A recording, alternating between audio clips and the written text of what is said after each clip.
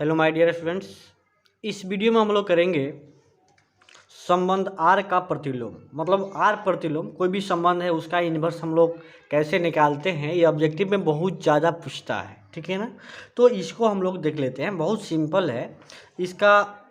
देखो, ये वीडियो देखने से पहले मेरा जो 2 वीडियो निकल चुका है उसको आप ज़रूर देख लें ताकि आपको कोई दिक्कत ना हो। ठीक है ना, ये वीडियो तभी समझ में आएगा जब पिछला वीडियो आप देखिएगा, तो उसका लिंक हम इस वीडियो के डिस्क्रिप्शन में डाल देंगे और वहाँ से आप जा करके देख सकते हैं। ठीक है ना, चलिए तो स्टार्ट करते हैं। देखिए, हम लोग पढ़ना है क्या है, संबंध आर का प्रतिलोम, ये हम लोग को पढ़ना है। ठीक है ना, अब ये कह रहा है कि इसको इंग्लिश में कहते हैं इनवर्स ऑफ रिलेशन आर। यानी देखिए इसको कैसे सॉल्व करेंगे, कहता है R is a subset of A cross B.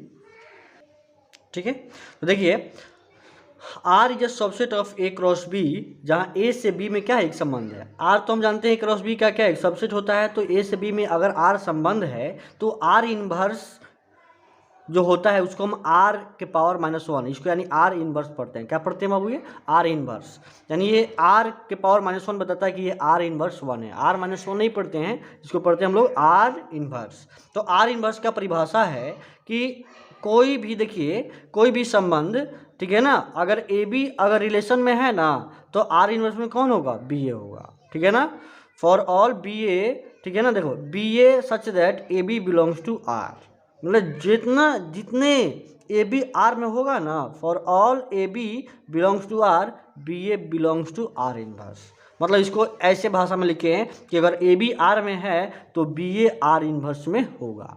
यानी उल्टा का मतलब, जैसे मान लो 1,2 और देखते हैं, जैसे मान लो यहाँ पे हम देख दिए हैं, ठीक है ना, कि 1,2 रिलेशन में है तो 2,1 क्या हो जाएगा, आर इनवर्स में होगा, उसके प्रतिलोम में होगा। क्लियर है ना, तो यही हम लोग को समझना है। तो ठीक है, जिससे और एग्जांपल हम लोग देख लेते हैं। जैसे मान लो हमने तो ये बात जानी ना जी कि अगर मान लो ए बी संबंध आर में है तो बी ए संबंध क्या होगा, आर इनवर्स में होगा, प्रतिलोम में होगा। ठीक है, इसी को एग्जांपल देखते हैं। एक सेट ए दिया हुआ है जिसमें एलिमेंट है 1, 2, 4 और सेट बी दिया हुआ है जिसमें एलिमेंट है 3,0। ठीक है ना, अब ये 3,0 दिया हुआ है। हम आर को देखते हैं कि ए से बी में एक संबंध है। अब देखिए, अगर एक संबंध हम परिभाषित इस प्रकार से किए हैं कि ए से बी में एक संबंध को हम लिख दिए हैं जिसमें दिया हुआ 1,3, 4,0 और 2,3 क्या है, ए से बी में एक संबंध है। ठीक है, तो आर इनवर्स क्या होगा, यानी देखिए 1,3 अगर आर में है ना तो आर इनवर्स में क्या होगा, 3,1। यानी उलट देना है कि अगर ए बी आर में है तो हमको क्या करना है, आर इनवर्स में कौन होगा, बी ए होगा। यानी 1,3 आर में है तो 3,1 क्या होगा, आर इनवर्स में होगा। फिर 4,0 है तो 0,4 हो जाएगा, और 2,3 है तो इसमें 3,2 हो जाएगा। इस प्रकार से आपको आर इनवर्स निकाल देना है। ठीक है ना, तो चलिए इस प्रकार देखिए एक और नोट है। ठीक है ना, नोट है कि अगर आर इनवर्स निकाल करके वापस फिर एक बार और इनवर्स निकाला जाए तो वापस क्या आ जाएगा, आर आ जाएगा। आप यहाँ से भी देख सकते हो आर इनवर्स इतना है ना, इसका आर इनवर्स एक बार और इनवर्स निकालो तो 1,3 हो जाएगा, ये 4,0 हो जाएगा और ये 2,3 हो जाएगा, वापस आर ही आ जाएगा। तो ये नोट आप लोग को याद रखना है। ठीक है ना, इस प्रकार से। ठीक है, चलिए आगे देखते हैं। अगला जो है क्वेश्चंस, इसको देख लेते हैं। ठीक है ना, चलिए अब ये एक क्वेश्चन करते हैं हम। ठीक है ना, एक क्वेश्चन है कि माना कि ए 3,5 तथा सेट बी 7,11 तथा आर एक के संबंध दिया हुआ A B such that A belongs to set A और B belongs to set B और ए माइनस बी क्या होनी चाहिए, एक विषम संख्या होनी चाहिए। ठीक है ना, तो इसको हम लोग देख लेते हैं। देखिए सेट ए दिया, सॉल्यूशन हम लोग निकालते हैं। सेट ए दिया हुआ है, ये सेट बी दिया हुआ है। हम सबसे पहले क्या निकालेंगे भाई, जो संबंध होता है ए क्रॉस बी का सबसेट होता है, तो पहले ए क्रॉस बी हम निकाल लेते हैं, इसकी आवश्यकता पड़ेगी। फिर चेक करेंगे कि उसमें से किसका किसका माइनस करने पर क्या हो रहा है, वो विषम हो रहा है। ठीक है ना, ये क्वेश्चन है कि आपको प्रूव करना है कि क्या होगा कि एक आपका रिक्त संबंध है, मतलब खाली संबंध है, इसमें कोई भी विषम संख्या घटाने पर नहीं आने वाली है। ये हम लोग को सिद्ध करना है। तो देखते हैं, चेक करेंगे जो भी रिलेशन आएगा। तो ए क्रॉस बी पहले निकालते हैं। तो ए क्रॉस बी में क्या होता है, टोटल ऑर्डर पेयर। तो 3 का 7 के साथ संबंध हो सकता है। ठीक है ना, 3 का 11 के साथ होगा, और फिर 5 का किसके साथ, 7 के साथ, और क्या होगा, ये 5 का 11 के साथ। ये 4 ऑर्डर पर इसमें से निकल के आया। ठीक है ना, अब हम लोग क्या करेंगे, अब इसमें देखेंगे दोनों का अंतर। ठीक है ना। ये दोनों का अंतर ये विषम संख्या आ रहा है कि नहीं आ रहा है। देखिए हम क्या करते हैं, सबसे पहले 3 कोमा आपका 7 है ना ऑर्डर पेयर, तो ये 3 माइनस 7 निकालते हैं क्या हो रहा है। तो देखिए 3 माइनस 7 निकालेंगे तो कितना होगा, -4 होगा, जो विषम नहीं है, विषम नहीं है। ठीक है ना, देखो नॉट इक्वल टू लिखे हैं ना, तो विषम नहीं बताता है ये। चलिए आगे देखते हैं, ठीक है ना। इसी को हम लोग थोड़ा सा आगे देख लेते हैं, आगे इसका क्या होगा, ठीक है ना।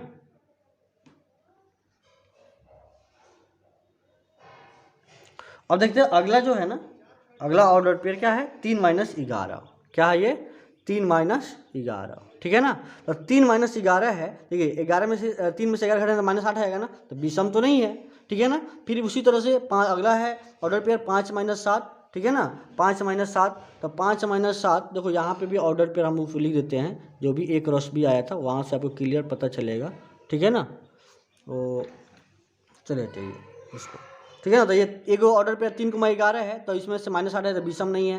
फिर 5 माइनस 7 है, तो 5 में से 7 -2 होगा, वो भी विषम संख्या नहीं है। 5 माइनस 11 -6 आ रहा है, यानी विषम संख्या नहीं है। यानी हम लोग का जो संबंध दिया हुआ था ना, संबंध दिया हुआ था A B, such that A belongs to A, B belongs to B, और ए माइनस बी क्या होनी चाहिए, विषम होनी चाहिए, ये था आपका सवाल, ठीक है ना। लेकिन देखिए इस संबंध में जो भी है ना, कोई भी विषम नहीं आ रहा है। हमको विषम चाहिए, लेकिन विषम तो कोई नहीं आ रहा है, अभी हमने सभी दिखा दिया आपको, ठीक है ना। जब विषम नहीं आ रहा है तो कहेंगे उस रिलेशन में कोई भी एलिमेंट और कोई भी ऑर्डर पेयर उसमें नहीं आ रहा है, यानी वो क्या होगा, फाई होगा, यानी बिल्कुल खाली होगा। इसे करें आर, ये क्या होगा, रिक्त संबंध है। बात समझ में आ गई। तो एक और हम लोग क्वेश्चन देखते हैं, ठीक है ना। अगला जो क्वेश्चन है, ठीक है, उसको देख लेते हैं।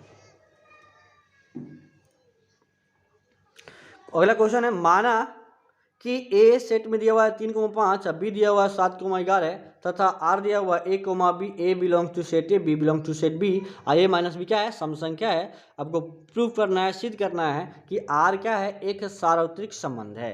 क्या सिद्ध करना है कि आर एक सार्वत्रिक संबंध है, यानी यूनिवर्सल सेट, यूनिवर्सल रिलेशन है। क्या ये यूनिवर्सल रिलेशन, ये आपको प्रूव करना है, ठीक है ना। इंग्लिश वाले सुन लें, if A equal to set A equal to 3,5, B equal to 7,11 and R equal to इतना दिया हुआ है, ठीक है ना। तो प्रूव कीजिए कि यूनिवर्सल रिलेशन है, ठीक है ना। Prove that it is universal relation. तो देखिए क्या करना है, सेट ए दिया हुआ है, सेट बी दिया हुआ है, हमने क्या किया, एक क्रॉस बी निकालेंगे। तो क्या आएगा ये, देखो 3,7, 3,11, ठीक है ना। 3 का 7 के साथ, 3 का 11 के साथ, फिर 5 का 7 के साथ और 5 का 11 के साथ, हमने एक रिलेशन लिख लिया। अब इसको हम माइनस करेंगे क्योंकि हमको ए माइनस बी चाहिए, सम संख्या। तो ए माइनस बी निकालेंगे तो 3 माइनस 7 क्या होगा, -4, ये भी सम संख्या है। 3 माइनस, ठीक है, 3 माइनस 7 -4 सम संख्या है। 3 माइनस 11 -8 हो रहा है, ये भी एक सम संख्या है। 5 माइनस 7, ठीक है ना, -2 हो रहा है, ये भी एक सम संख्या है। 5 माइनस 11 -6 हो रहा है, ये भी एक क्या है, सम संख्या है। यानी सब के सब सम संख्या हो गया। यानी संबंध तो यही नहीं कहता है कि ये माइनस बी क्या चाहिए, मुझे सम संख्या चाहिए। तो सम संख्या में तो 3,7 भी आ जाएगा, 3,11 भी आ जाएगा, 5,7 भी आ जाएगा, 5,11 भी हो जाएगा। हम जानते हैं कि आर अगर ए क्रॉस बी के बराबर हो जाए ना, देखिए तो ए क्रॉस बी और जो आर निकल के आया है उस दोनों तो सेम है ना। यानी जब आर ए क्रॉस बी के बराबर हो जाए तो उसको हम कहते हैं कि आर क्या है, यूनिवर्सल रिलेशन है, ठीक है ना।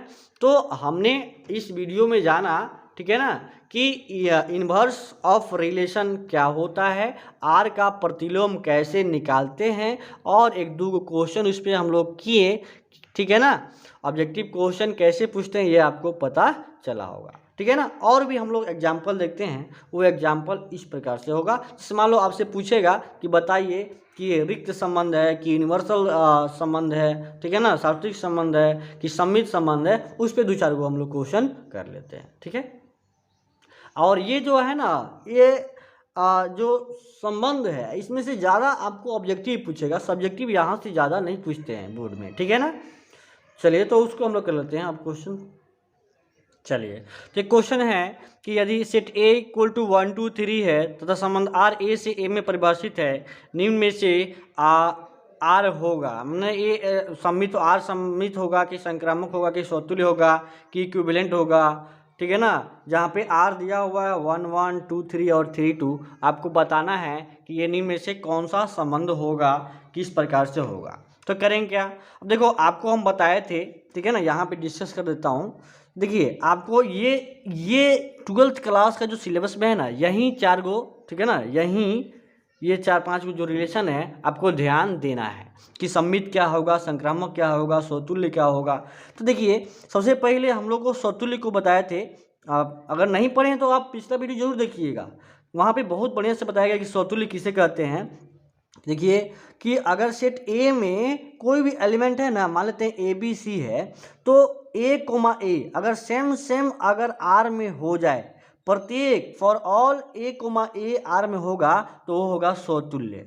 ठीक है, वो क्या होगा, स्वतुल्य यानी रिफ्लेक्सिव हो जाएगा। ठीक है ना, यानी जितना जैसे ए है तो ए कोमा ए होना चाहिए, बी है तो बी कोमा बी होना चाहिए, सी है तो सी कोमा सी होनी चाहिए। तो ऐसे संबंध क्या होंगे, स्वतुल्य होंगे, कोई छूटना नहीं चाहिए, सबका जोड़ा उसमें होना ही चाहिए। ठीक है, ये स्वतुल्य होगा। संक्रामक के लिए क्या बात किए थे कि पहले सम्मित देख लो। सम्मित के लिए बताते हैं कि अगर ए बी अगर बिलोंग्स टू आर, देन ये B comma A also belongs to R, तो ये हो जाएगा क्या, ये होगा सिमेट्रिक। ये होगा सिमेट्रिक, अगर ए बी आर में है तो बी ए भी उसमें होना चाहिए। ठीक है, जैसे मान लो अगर 1,2 अगर किसी संबंध आर में है तो 2,1 उसमें उपस्थित होगा, तबे जाके हम कहेंगे कि वो क्या, सिमेट्रिक यानी सम्मित होगा। ठीक है, अगला जो है बहुत इंपॉर्टेंट है वो है संक्रामक। संक्रामक में थोड़ा सा ध्यान देना था वो, ठीक है ना, ट्रांजिटिव में थोड़ा सा ध्यान देना था। ये कहता है कि अगर ए कोमा बी अगर संबंध में है एंड तथा बी कोमा सी भी संबंध में है, देखिए ए कोमा बी, अब बी से शुरू होने वाला, बी कोमा सी अगर संबंध में है तो क्या होना चाहिए, ए कोमा सी होना चाहिए, मतलब ये इसका फर्स्ट उसका लास्ट उसमें होना ही चाहिए। अगर मान लो ए है और ए है, अगर ए सी नहीं है तो वो संक्रामक नहीं होगा। ए बी है बी सी है तो ए सी होगा तबे संक्रामक होगा, और नहीं है तो संक्रामक नहीं होगा। ठीक है, ये है। और एक और बात बताए थे कि अगर मान लो ए बी आर में है और बी सी है ये नहीं है, तो ए सी कहाँ खोजना है, नहीं खोजना है, वो अपने आप क्या होगा, संक्रामक होगा। ठीक है ना, तो ये था, देखिए संबंध खत्म हो गया इतना ही में। और ये इक्विवेलेंट रिलेशन क्या होता है, तो वैसा रिलेशन जो क्या हो जाए, रिफ्लेक्सिव भी हो जाए, सिमेट्रिक भी हो जाए और ट्रांजिटिव भी हो जाए, जो तीनों संबंध हो जाए उसे हम कहते हैं क्या, तुल्य संबंध यानी इक्विवेलेंट रिलेशन। ठीक है ना, तो देखिए अब ये रिलेशन दिया हुआ है तो हम लोग एक बार यहाँ पे लिख लेते हैं वो संबंध क्या है। देखिए 1,1 है, ये 2,3 है और क्या ये 3,2 है ना। अब बताइए इस संबंध में ये दिया हुआ है, आपको बताना है कि ये कौन है। अब बताओ लाइन से चेक करो। सबसे पहले हम लोग सिमेट्रिक चेक करते हैं, तो सिमेट्रिक है कि नहीं है। तो देखिए 1,1 यानी इसके उल्टा भी होना चाहिए, तो 1,1 के उल्टा क्या होना चाहिए, 1,1 ही ना होना चाहिए, तो 1,1 तो खुद यही है।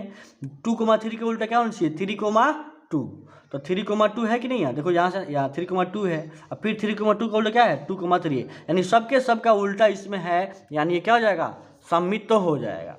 फिर संक्रामक के लिए चेक करते हैं, तो संक्रामक के लिए देखिए 1,1 है और 1 से चालू होने वाला नहीं है, तो इसके लिए तो संक्रामक है। 2,3 और 3 से चालू होने वाला है, तो 2,3 और 3,2, तो देखो 2,2 इसमें होना चाहिए, तो 2,2 इसमें नहीं है ना, 2,2 does not belongs to R, इसलिए क्या है, ये वाला संक्रामक नहीं है। स्वतुल्य क्यों नहीं है, तो देखिए सेट ए में कौन कौन एलिमेंट है, सेट ए में दिया हुआ है कि 1 2 और 3, तो 1 1 तो है, 2 2 नहीं है और 3 3 नहीं है, इसलिए क्या होगा, स्वतुल्य भी नहीं होगा। और जब तीनों में से तीनों होगा तब ना जाके इक्विवेलेंट होगा, तो इसलिए इक्विवेलेंट भी नहीं है। देख रहे हैं ना, तो इस प्रकार से आप क्या है समझे कि केवल और केवल क्या है, सम्मित होगा, संक्रामक नहीं होगा, स्वतुल्य नहीं होगा और इक्विवेलेंट भी नहीं होगा। इसी प्रकार से तो क्वेश्चन पूछता है। ठीक है ना, बहुत ही है, इजी है, आपको बस ये ध्यान देना है।